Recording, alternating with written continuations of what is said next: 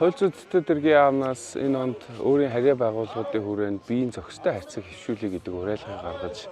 даалт багштынхаа эрүүл мэнд тэгээд биеийн чирэгжилт, биеийн зохистой харьцан дээр анхаарах ажлыг зохион байгуулад байна. За энэ уриалгын хүрээнд одоо цагдаагийн байгууллагаас бол эрүүл бие, эрч хүч нэртэй аяныг одоо зохион байгуулж өнөөдөр эхлэлээ тавьж байна. Бид энэ аянаараа яах вэ гэхээр албаагчдын зохистой хэрэглээ буюу зохистой биеийн харьцаанд хүрэхийн тулд зөв хооллолт,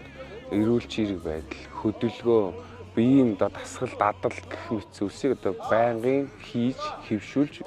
хэвшил болгосноор албаагчдынхаа биеийн зохистой хэрэгцээг хангах зөв хооллолттой, зөв эрч хүчтэй албаагч болохоор зориулж ажиллаж байна. За энэ аяны нээлтийг өнөөдөр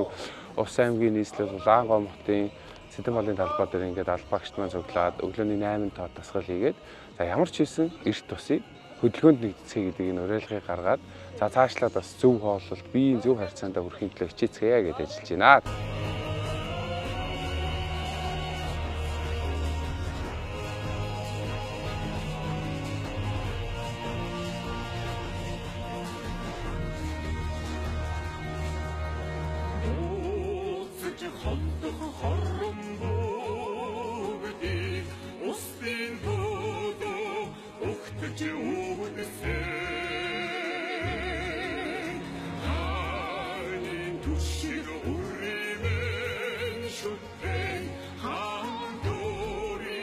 He